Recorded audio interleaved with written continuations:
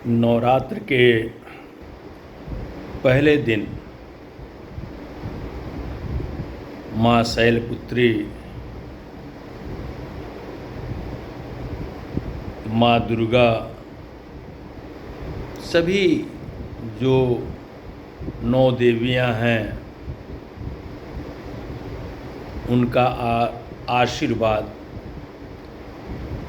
आप सभी पर बना रहे।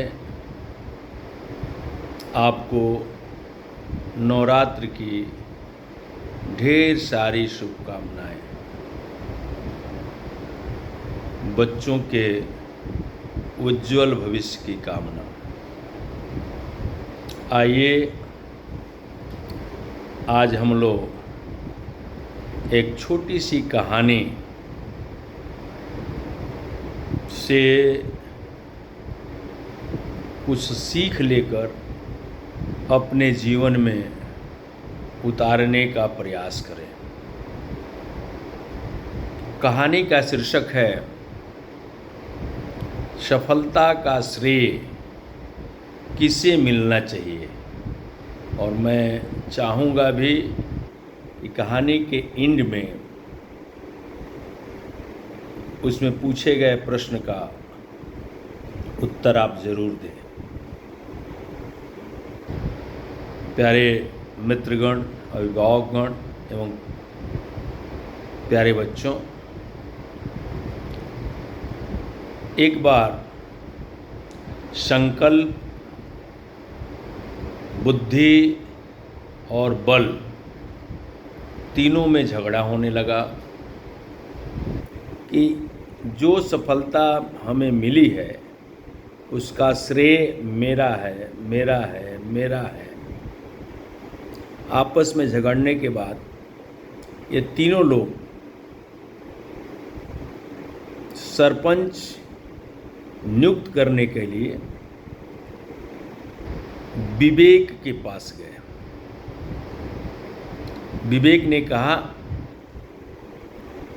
कि चलिए इसका स्वयं आप निराकरण कर सकते हैं। विवेक ने एक टेढ़ी की कील ली, एक बड़ा हथौड़ा लिया और इसका निराकरण करने के लिए निकल पड़े। रास्ते में बाल से खेलते हुए एक बच्चा मिला। बच्चे को रोक करके ये चारों लोग निवेदन किए, जिसमें सबसे ज़्यादा निवेदन विवेक ने किया कि ये जो कील देख रहे हो इसको यदि तुम सीधा कर लोगे तुमको बहुत सारा चॉकलेट हम लोग देंगे। बच्चा बिल्कुल संकल्पित होकर के और खुशी से उस कील को सीधा करना चाहा, लेकिन उस कील को कहाँ सीधा कर पाएगा। उस हथौड़े को भी वह बच्चा नहीं उठा पाया। विवेक ने कहा कि इससे भी आपको सीख लेना चाहिए कि बच्चे ने संकल्प किया, वो अपने बुद्धि का प्रयोग किया, लेकिन शक्ति न होने के कारण, बल न होने के कारण उस कील को सीधा नहीं कर पाया। उसके बाद आगे बढ़े। विवेक ने देखा एक मजदूर एक पेड़ के नीचे खूब फर्राटे मार करके सो रहा था। विवेक ने उसको हिलाया डुलाया किसी तरह से जम्हाई लेते हुए वह मजदूर उठा। विवेक ने कहा कि यदि यह कील तुम सीधा कर दोगे तो तुमको दिन भर का हम मजदूरी देंगे। लेबर उठा और खुश वह भी हुआ और तुरंत हथौड़ा उठाया और कील को सीधा करना शुरू कर दिया।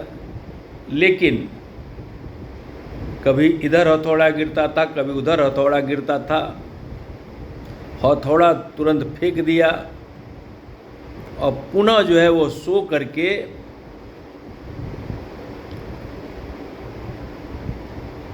ये जिम्मेदारी से बिल्कुल हट गया। विवेक ने बताया कि देखिए, उसके पास बुद्धि भी थी, बल भी था, लेकिन उसके अंदर संकल्प शक्ति नहीं थी, जिसके कारण वह उस कील को सीधा नहीं कर पाया। यानी आप तीनों लोगों को, हमें उम्मीद है कि पता चल गया होगा कि यह कील क्यों सीधा नहीं हुआ और सफलता दोनों लोगों को क्यों नहीं मिला।